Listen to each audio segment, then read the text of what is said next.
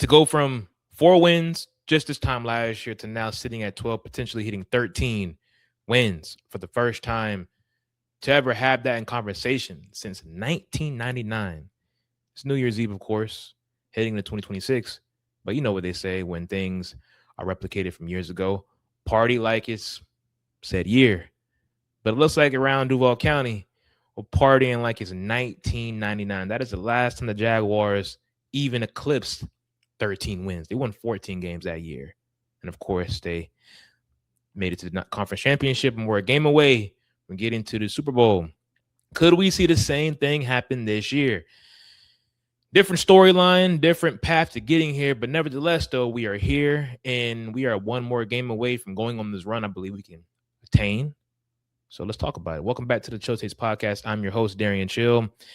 And man, what a season that has been. I mean, who would have thunk it, right? Coming into this year with Liam Cohen, and I don't want to really do a season recap right now because season is over, right? You know, so we have plenty of football to be played, right? At least 2 more games will be played, right? Preferably more.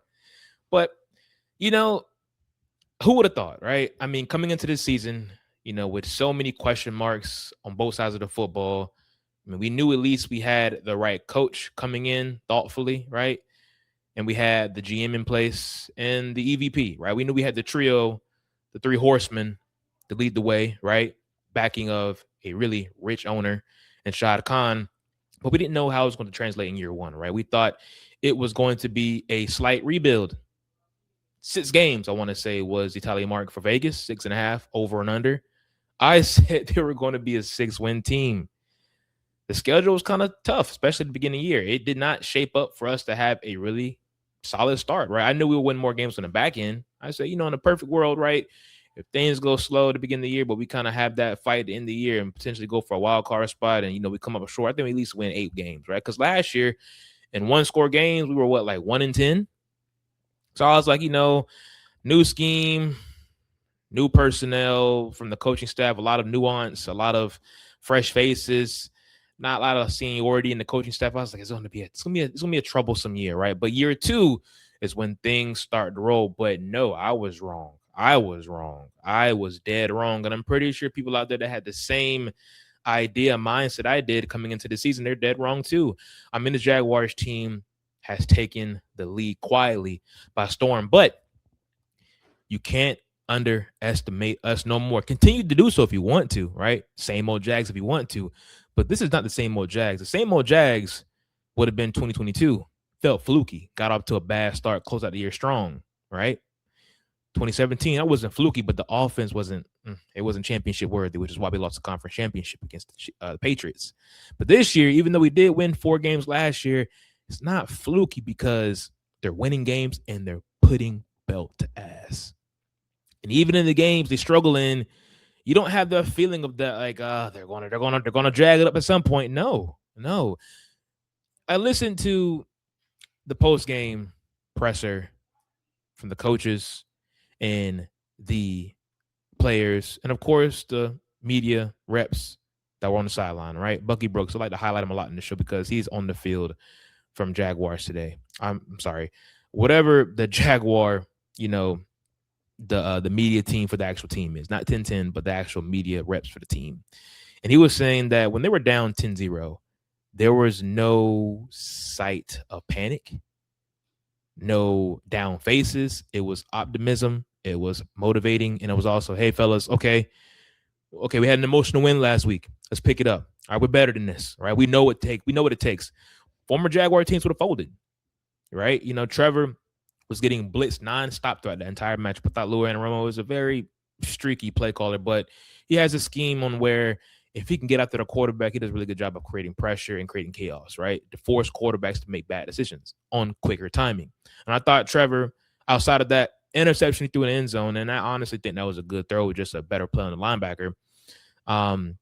He played great. In my opinion, right? He played well given the circumstances, right? Getting blitzed nonstop, having down 2 starting linemen, your center and your guard. I thought he played really great football, made big time throws, had big time conversions, rushed for 2 touchdowns, right? You know, he was a reason why we won. And also the defense in the second half, most importantly, and I noticed with the defense sometimes, right? They get up to these slow starts to kind of like let the game kind of play out, but then they lock in. throughout that second and throughout the entire remaining of the contest. And I thought they did a really good job of just sitting on everything.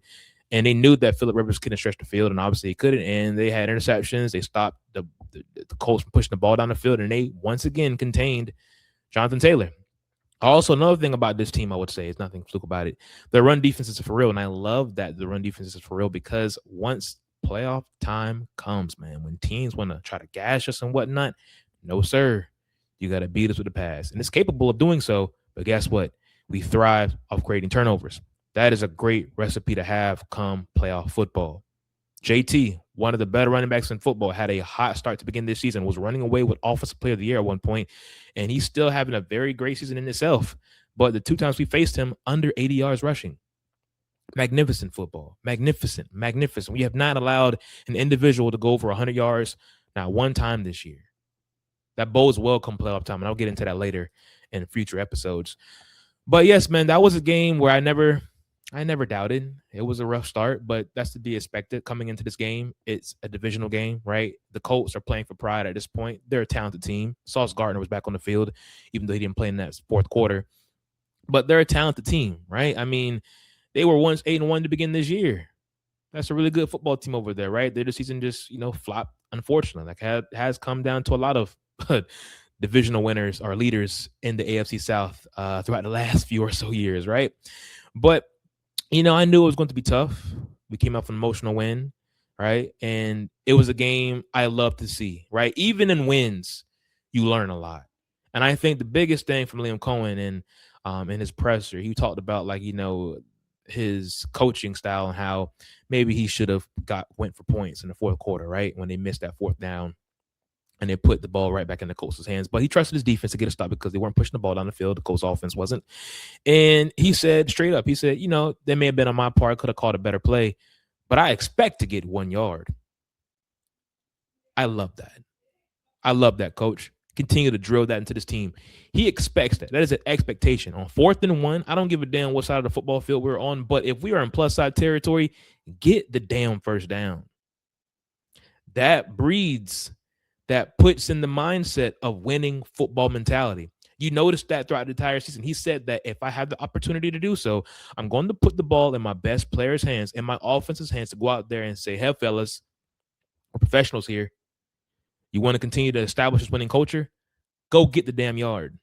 Love that. We saw that against the Bengals earlier this year. They couldn't do it, right? We saw that against the Chiefs this year. They were able to do so, right? We saw that in games against the Niners, right? When they were 4th and 1, plus side territory, could have kicked the field goal to extend the lead or whatever like that. But no.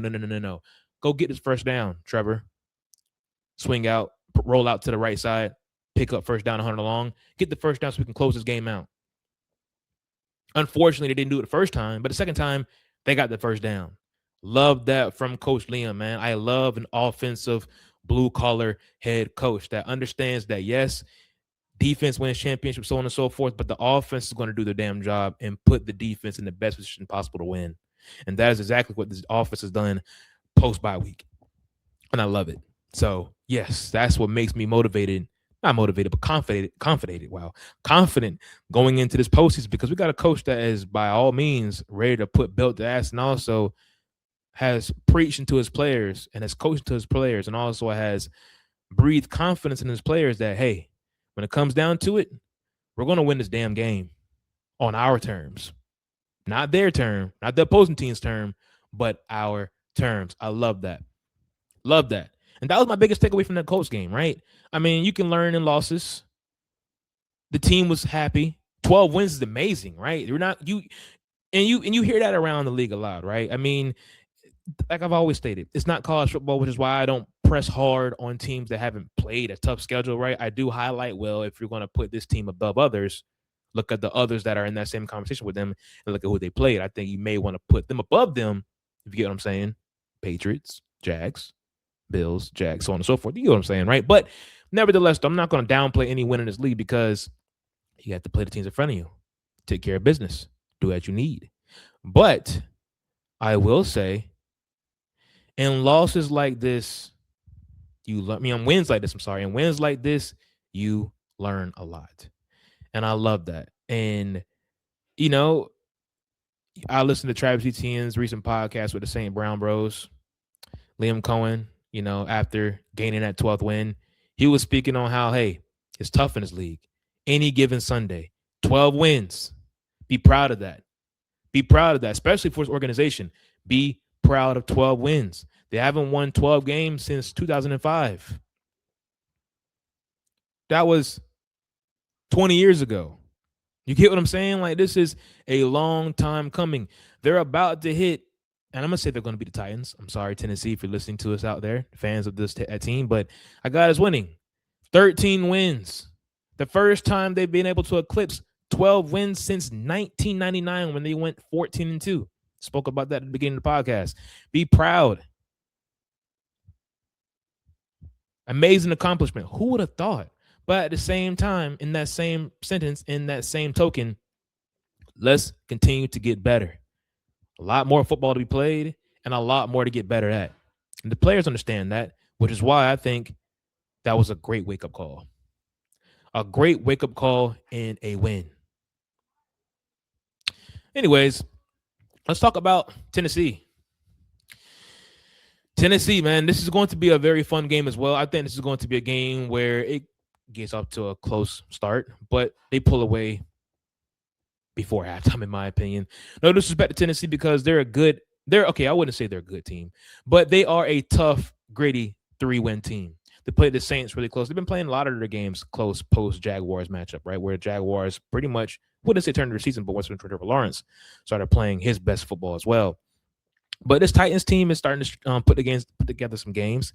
Cam Ward's playing better football as well. But this should be a game where it should be over by the second half. All right. Hopefully the starters are resting by end of third quarter. Right. Also, there is some stats to chase. I would love to see a stat padding game right here. 13 wins, of course. Liam Cohen grabbing his 13th win, but also the first head coach in NFL history to take over a team that previously won 4 games to eclipse or have 12 wins the following season, which is why I believe he's the coach of the year, by the way. Kyle Shanahan done amazing things out there in San Fran. I would probably say he's going to win it more than likely. Injury-riddled team, but guess what? My coach beat your team when they were the healthiest outside of Nick Bosa. Fred Warner was playing in that game in Brock Purdy. Beat them on the road in San Fran, Bay Area. Just saying, man. I think Liam Cohen's the coach of the year, but I'll get into that after I talk about what's at stake stat-wise. ETN already eclipsed 1,000 yards, which is beautiful for him. Hopefully, he can continue to stack up his yardage, more touchdowns for him throughout this playoff stretch, and also continue to make a case for why he needs to get paid up there north of $9 million, $10 million a year. And I think the Jaguars can't do that. This is going to be a game also where you like to see BTJ get going, in my opinion, right? I've been talking to my friends about this. I've been saying that I think BTJ, I think JHA, or is it JHA, BTJ, a lot of acronyms, but Brian Thomas Jr. and Josh Hines Allen. This is a game I want to see them kind of put together their best performance and kind of look towards the playoffs. We're going to need both of those guys to step up. I think JHA has been sound. He's been great at creating pressure. And a lot of people out there outside of the Jaguar media and fan base has been highlighting how Josh Hines Allen should have been a Pro Bowler this year, even with the lack of sacks. I think I want to say he's like top 3 in pressures. Pressure man. Hey, man, with all due respect, I love the pressures, Josh. We need sacks. We need game-changing plays. I think we need to see more of that come this postseason run. And that's for BTJ. It's been a tough year, without question. Sophomore slump, some should say. Still seems to be having issues with drops. It must be something really going on with his wrist. I definitely expect for him to have some wrist surgery this offseason at some point. Still kind of double clutching the football a bit. Well, you need him to get going, right? I think Liam Cohen has done his best to try to get him involved, and we saw that in the Colts game, but he dropped a few passes. Of course, his offense relies on the hands of Jacoby Myers, Parker Washington, who had another big game, in my opinion, and also Brenton Strange. But we're going to need BT to get going, right? He's going to have a game, in my opinion, throughout this playoffs where we're going to really need him to step up. He's going to deliver, and it's going to pay dividends in a victory. But yes, you're going to see Parker Washington in this matchup. He probably can eclipse 800 yards, which is big for him. Defensively, there's going to be, of course, some incentives involved for getting sacks and whatnot from the edge rushers and Trayvon. If he can get up to at least 4 or 5 sacks in this game, which I think is really doubtful, but still, Josh can potentially get to 8 sacks this game. That'll be big for him. The corners, right? It'll be nice to see one of these guys get some more interceptions and more turnovers, but nevertheless, though, right? Just go out there and play football. But most importantly, I think the biggest stat line I want to look at, and I don't care if it is stat padding. I want to see the current third place or tied for third place in MVP votes, MVP odds, I would say. Trevor Lawrence, our quarterback. I want to see him go out there and eclipse 4,000 yards passing and have 30 passing touchdowns. It is very possible. It is very possible, especially with a team you're going against that is pretty much going to this game. Well, if they don't get up to a hot start, they can definitely fold. Come second quarter, you can put up some big yardage. I think this is a game where Trevor continues to his hot streak of play, puts up 4 touchdowns, north of 250. He needs 248 to hit a 4,000. North of 248, 4 passing touchdowns, and maybe even a rushing touchdown where he eclipses over 45 total touchdowns and has 30 passing touchdowns. If he could finish the season with 30 passing touchdowns, 12 interceptions, and 4,000 yards passing, that would be incredible. Incredible. Without question. I know it's the regular season. I know it's the Titans. I don't give a damn. It is incredible, especially given what we thought we were going to have coming into the season and to see it transpire. Beautiful to see. I hope Trevor can do it. I think he can do it. At least hit 28 touchdowns. That'll be impressive as well, right? Especially go along with the rushing touchdowns he's had, which I want to say I think he leads the team in rushing touchdowns. And also I want to say he's like top 5 in rushing touchdowns. I think he has more rushing touchdowns than Jalen Hurts, Saquon Barkley, and some other crazy stats, right? I mean, and it's not no tush pushes. There's some scampers in them the touchdowns, I want to say, right? So he's definitely getting it, utilizing his legs, which has been a huge, huge benefit to this offense. So, shout out to our quarterback playing great football. And just overall, man, just closing out a fantastic season, right? It's not over by any stretch of the means, but a 13-win season in year 1 of Liam Cohen and his new regime with the person that we have in place with more players to come in a Ferrari. And Travis Hunter just chilling in the garage. I tell you one thing, Jacksonville faithful, Duval faithful, Jaguars that have been around this team for years and years since 1995, we deserve this. And I do expect for the next 4 to 5 years, maybe even more, of playoff level football and also our championship window being open. It closes just as fast as it opens, but I think within these next 4 to 5 years, we're going to see some really great things from this organization we're really proud of. And we deserve it because it's been a long time coming. All right. So that's my take on it. My recap of the Colts game and also previewing the Titans game. I want to talk about what's going on around the league first, and then also a few of these playoff games and what I've been noticing, in the AFC particularly, because the NFC is not really set in stone yet. The AFC is pretty much set in stone, and I've been noticing some things, so we'll talk about that. But around the league, right, I think, some big games coming up this week. We have Panthers and Buccaneers. That game decides the NFC South. I think the Panthers win that game. I think the Buccaneers are just pretty much there's a lot of things going on with Todd Bowles that I think will end up being addressed come Black Monday if he is to lose his game, and I think he'll be out the door. I really do, and it's really unfortunate for this Buccaneers team because they had a hell of a coach waiting as OC. And I know it's easier said than done. They should have fired Todd Bowles, which was a lot of conversation at the time, but it's hard to do. So when Todd's coming off another playoff run or another playoff appearance, another divisional win from the NFC South standpoint, and also, they were cooking. But at the same time, hindsight's only 2020. So I do believe Todd Bowles may definitely come to an end. His 10-year in Tampa Bay may come to an end for sure. Also, you have who else you have? You have Steelers and Ravens, right? It's going to be a big game right there. I think the loser of that game could definitely face his fate on Black Monday as well, rather if it's Harbaugh or Mike Tomlin. I think both of those older faces in this league that have been with the teams for a long time now run its course, and I think it's time. I think it's time for both. I think it's time regardless if they have success in the playoff or not. I think both coaches be looking to step away and kind of let their franchises go in a different direction with said new coaches, because as you can see around the league, man, it's a new man's league. How you see players have shorter longevity in a sense, right? The ties change quickly for players. takes a longer time for the tide to change for coaches because you can coach for 30 plus years in this league, right? Mike Tomlin's been in the league coaching since what, 2002 as a head coach for the Steelers, right? Probably like '04, something around that the lane. That's 20 plus years, right? Harbaugh's been around for a very long time as well. You got guys like Andy Reid who may be coming up on his last, year or two, right? I think they may give him one more year out there in KC, but he may want to step back and kind of look at it like, okay, I see what's going on here. Right? You have a new change coming in, right? You have the Sean McVays, the Kyle Shanahans, the Liam Cohens, the Kevin O'Connells, the DeMeco Ryans, right? You have Ben Johnsons, right? There's a lot of fresh faces in this league that, of course, I think Sean McVay and Kyle Shanahan, their guys been around, for X amount of years. I want to say at least about 8 years now, but they're young and they're not going away anytime soon.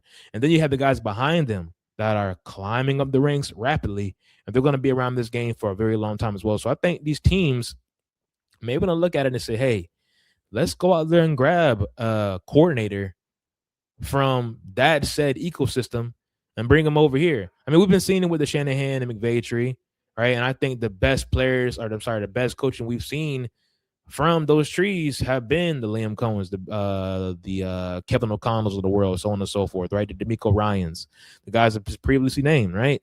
So you're definitely going to see some of those teams go out there and kind of probably try to reinvent the wheel a little bit and have a new voice come in and change things up. And as for teams that are primed to be open or about to be open as well, like the Browns, I think Kevin Stefanski may get fired. The Giants' job is already open. I definitely can see them hiring someone from the Shanahan, McVay, or even the Floral Tree, right? You have the Cardinals, right? I think Jonathan Gannon maybe going back to Philly in some way, and some possibility, pairing back up with Nick Sirianni, because I believe his time in AZ may be coming to an end very soon as well, right? New quarterbacks as well could be changing teams. I'll talk about that more in the offseason, but as we head into this last week, there's going to be a lot of change come afterwards, right? A lot of these teams that didn't make the playoffs, a lot of these teams that should have been there, but they're not, they're going to make some big changes.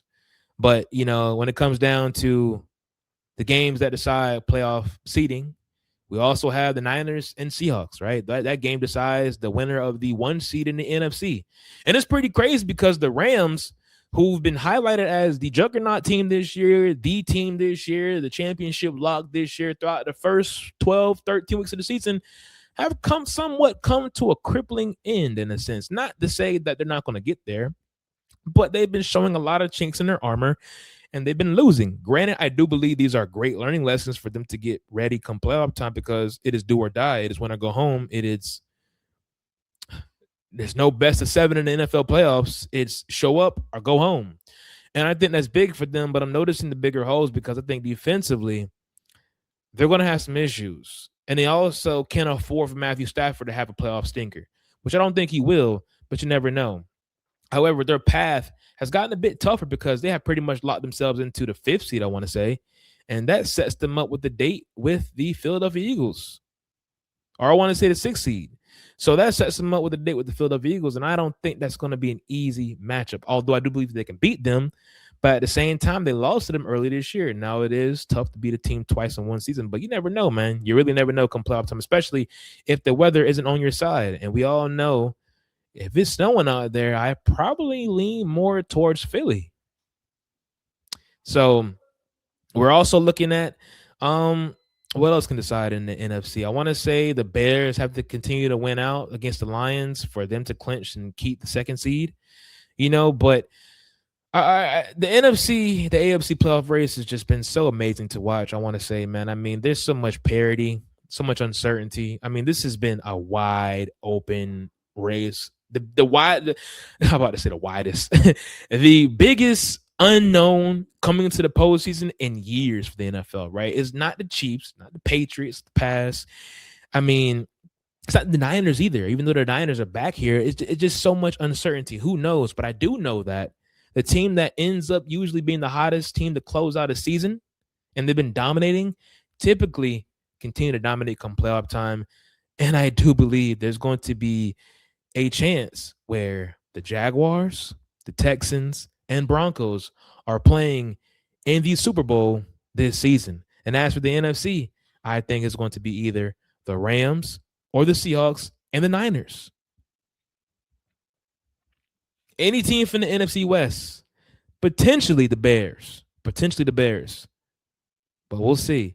It's going to be a very, very fun playoff, and I'm excited.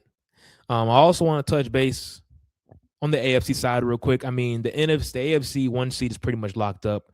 I would assume the Chargers are not going to beat the Broncos without Herbert playing, and Herbert's going to come to a resting point and kind of gear up for whoever they face for that fourth seed. More than likely would be the Steelers, and I think they have a great shot at beating the Steelers or the Ravens, but who knows, right? It's all about matchups, and they're not the healthiest team right now. Their defense, their offensive line is pretty terrible, and Herbert has been having to do it with so many things going wrong in his said team, personnel-wise, offensively.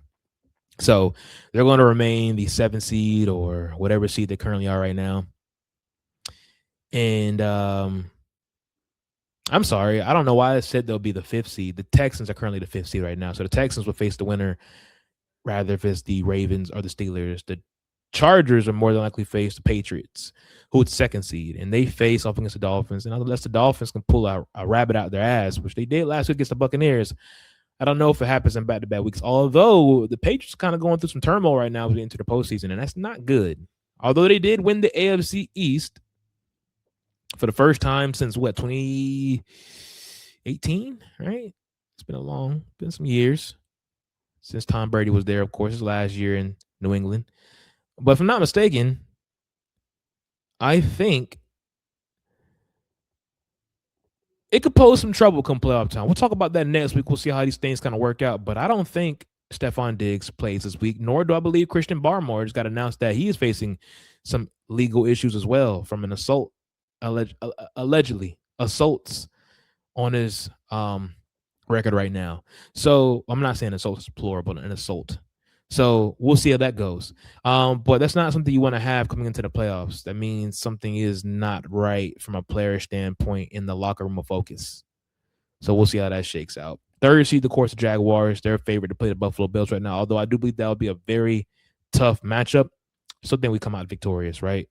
We have to just fight against the Bills and also the refs more than likely, because I can definitely see a game where the refs try their darnest to screw us over a bit in that matchup. But they're coming to the city, and I don't see us losing at home. Not to this Bills team, at least. And then the 4th and 5th seed teams, like I said, the winner of the Ravens and Steelers will face the Texans. Very tough. Very tough. The Texans team is hungry. Number 1 defense in football. They're playing like it. And offensively, they just have to stay out their own way. And I think they continue to advance in this postseason. But anyways, right, we'll see. Finalization of the seeding and scheduling will drop after Sunday Night Football. We'll go from there. As for the races for awards in the league, MVP, all right, I think, unfortunately, Matthew Stafford may have lost the MVP just in one game, which is so unfortunate, right? That is not how the MVP should go. It should be a huge it's receipts, right? Weeks 1 through 18. There are points in this stretch of games where, Drake didn't play his best brand of football, but it's the fact that it happened in prime time. They lost to a team that's not making it to the postseason. By the way, that same defense has kind of gave a lot of quarterbacks that were in the MVP race some fits, and they damn near beat all 3 of them. They went 2-1 against them. The only one they didn't beat was Drake May, but still, like, at the same time, I feel as if one game can't decide rather if a player should have won the award, especially if it's in week 17. I think Matthew Stafford's been incredible this year. 40-plus touchdowns, 8 interceptions, eclipsed 4,000 passing yards by a mile. Didn't have Puka Nacua and Devontae Adams in the lineup for a few weeks throughout this season. I mean, given the fact that he was coming into this year having to get epidural shots, I mean, the type of season he put together in a year where everyone thought that he may not have made it. People were thinking that Jimmy Garoppolo was going to start this season. I mean, the guy had no training camp practices, and he came out here and just took over. Come on, man. I think he's the best quarterback in football this season. my opinion. I think Drake May has been really good, but at the same time, like Dan Orlovsky has been admitting to, and finally has come around to this discussion on the MVP. I think when you compare the MVP, you must break down things outside of stats, right? The record against their teams. The Patriots had an easier schedule this year. The Rams had a tougher schedule. So although Drake may beat up on the bad teams, he had to look up the fact that Matthew Stafford as well beat up on really good teams. A team that he is currently the third seed in the AFC that's on a hot run right now that's about to hit 13 wins. He beat them down, threw for 5 touchdowns, I want to say, before the third quarter. Jaguars, I'm admitting to. And he also whooped up against the Niners twice this year. I'm sorry, he split the Niners, and I think they beat the. No, they split with the Niners. They split with the Seahawks. So I guess that's what's kind of like, fighting the tail with Matthew Stafford right now is these last 2 weeks, which is so unfortunate, man. It should be a whole entire body of work, not just a few fingers that we've seen throughout this last few weeks or so. But anywho, we'll see how that shakes out. Offensive player of the year, I think is definitely going to be JSN, right? I think JSN definitely wins offensive player of the year. I think JT had his moment, but nah, these last few weeks, it's been a large sample size of you saying, okay, it has been the same. You've been really great this year, but you can argue that Bijan Robinson should definitely be in that conversation as well, but I don't think he will. You can also argue CMC, but I don't think he will. I think JSN was damn near about to hit 2,000 passing yards before Sam Darnold started seeing ghosts out there a bit, but nevertheless, though, JSN, Offensive Player of the Year, DPOY, without question, should even be close. I don't even know who you could put in second place. Who would you even put in second place? That's how large the gap between 1 and 2 is. Maybe Daniil Hunter or something like that. He's been on fire this year, but that's really been the entire Texans defense. I don't even know who could even be second place for DPOY. We'll see when the votes come out, but Myles Garrett, without question, has been the Defensive Player of the Year.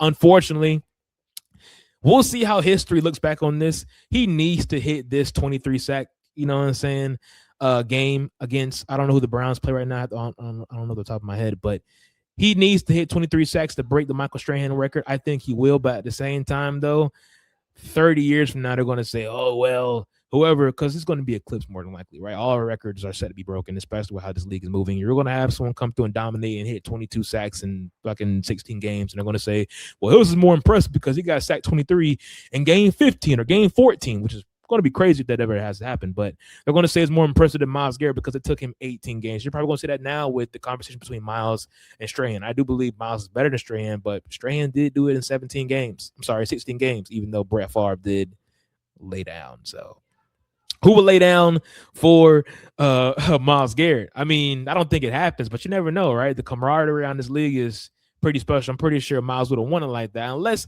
Myles has a clear shot at the quarterback. I'm quite sure the quarterback, depending who he's facing, which I don't know who they're facing, by the way, but I'm pretty sure he may kind of drop. You don't want to get hit head on collision with Myles Garrett, right? But don't make it too noticeable. But yeah, DPOY without question is Myles. I hope he does break the record, though. That'd be huge for him in his case going forward in the rest of his NFL career, because he arguably made it go down as the greatest defensive player of all time. He's definitely on that Mount Rushmore right now, in my opinion. Shout out to Myles. Hopefully he can get back into the playoffs pretty soon. All right, Offensive Rookie of the Year. I'll give it to Tetairoa McMillan.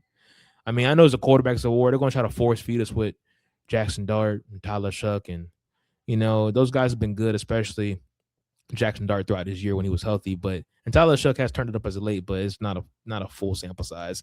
I think Tetairoa McMillan should win the Offensive Rookie of the Year, especially if he has a big closeout game against the Buccaneers. He's about to eclipse 1,000 yards. He's going to finish top 5 and top 10 in the receiving yards. Then that's big for him, so he should be the Offensive Rookie of the Year.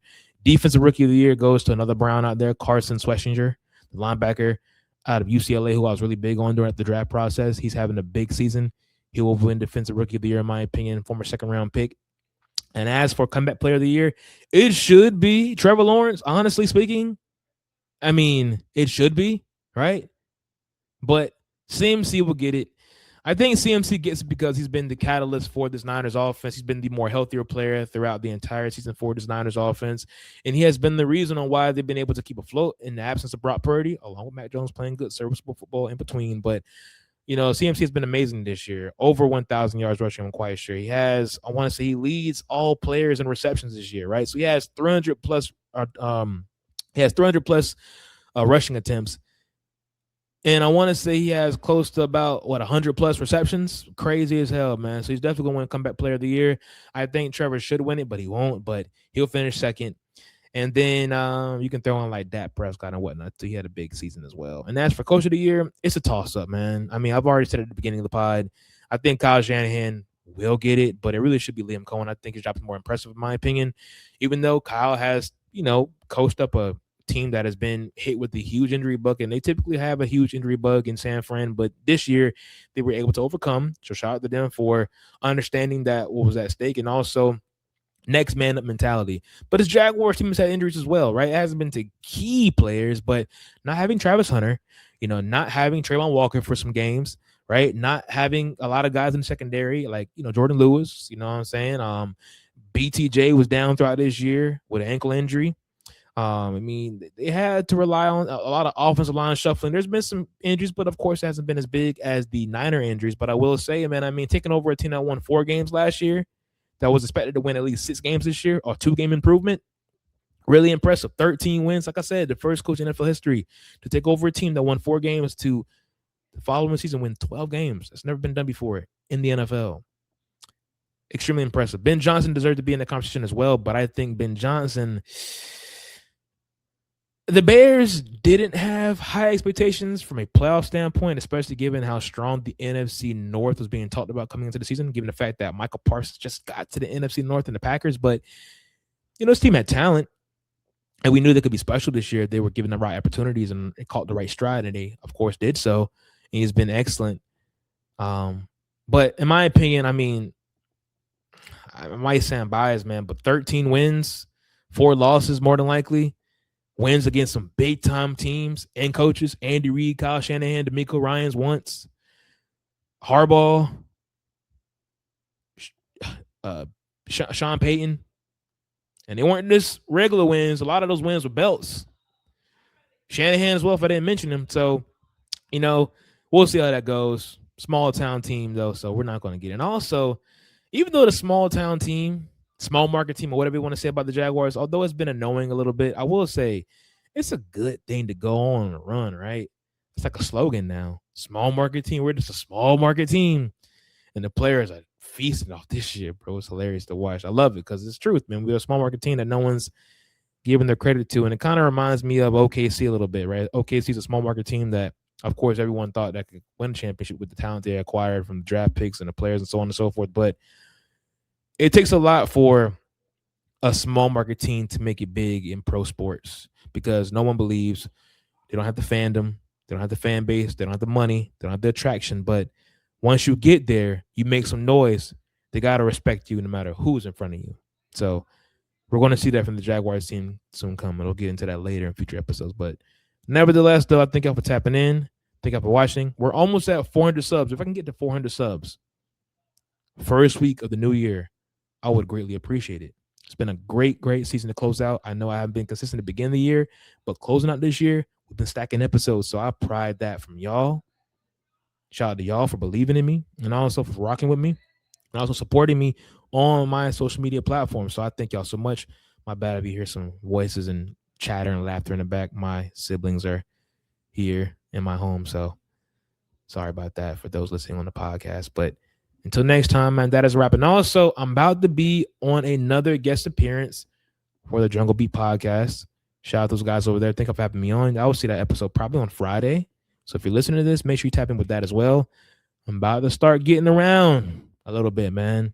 All because of people out there believing in me and supporting my platform. So until next time, be safe tonight.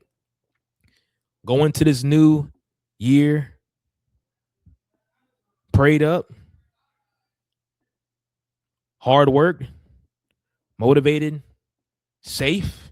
Please make it home tonight. Please. Put the key down.